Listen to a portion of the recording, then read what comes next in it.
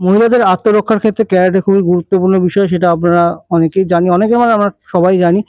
এবং আমরা যে সমাজে বিভিন্ন ঘটনা দেখতে পাচ্ছি, সেখানে দিন দিন যেভাবে মহিলাদের উপর আক্রমণ করা হচ্ছে, সেই ক্যারাটে তাদের শেখা এবং ক্যারাটেতে নিজে দক্ষ করে তোলা যে আরো কতটা গুরুত্বপূর্ণ হয়ে দাঁড়াচ্ছে, সেটা আমরা নিয়মিত লক্ষ্য করছি। তো আমাদের কাছে কিছু খুদে রয়েছে, তারা সেইভাবে নিজেদের তৈরি করছে এবং তারা চাইছে যে আগামী দিনে নিজেদের আত্মরক্ষার জায়গাটা সুদৃঢ় করতে, যাতে আগামী দিনে কোনো বিপদে পড়লে যাতে তারা সেই বিপদ থেকে নিজেকে রক্ষা করে নিজেদের এগিয়ে নিয়ে যেতে পারে। তো তাদের সাথেই কথা বলবো, তাদের কাছ থেকে জানবো যে তারা কতদিন ধরে ক্যারাটে শিখছে এবং তাদের ভবিষ্যতে কি কি পরিকল্পনা রয়েছে। শিবাকে বলবো যে একটুখানি এগিয়ে নিয়ে আসতে। তা আমাদের এখানে অনেকেই রয়েছে, অনেক খুদেরা রয়েছে। তো প্রথমে বলো তোমার নাম কি? আরাধ্যা সিং। আচ্ছা, তোমার ক্যারাটে শিখতে ভালো লাগে? হ্যাঁ। তোমার কি ইচ্ছা রয়েছে, আগামী দিনে কি করতে চাও? ক্যারেটা। তোমার তো অরেঞ্জ বেল্ট দেখতে পাচ্ছি, আগামী দিনে কোন বেল্ট পেতে চাও? আমার কাছে তো এখন অরেঞ্জ বেল্ট আসবে। আর আগামী দিনে কি লক্ষ্য, কোন বেল্টের জন্য তুমি,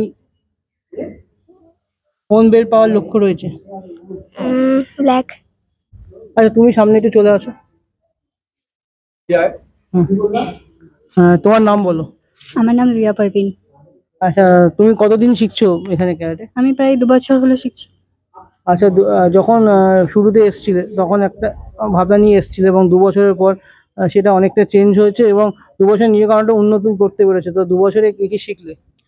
2 বছরে আমার ফার্স্ট অফ অল কনফিডেন্সটা অনেকটা বেড়েছে এবং এখন মনে হচ্ছে যে কেউ আমাকে করতে গেলে আমি নিজেকে রক্ষা করতে পারবো। আচ্ছা, কোন কোন স্যার তোমার ক্লাস নেয়?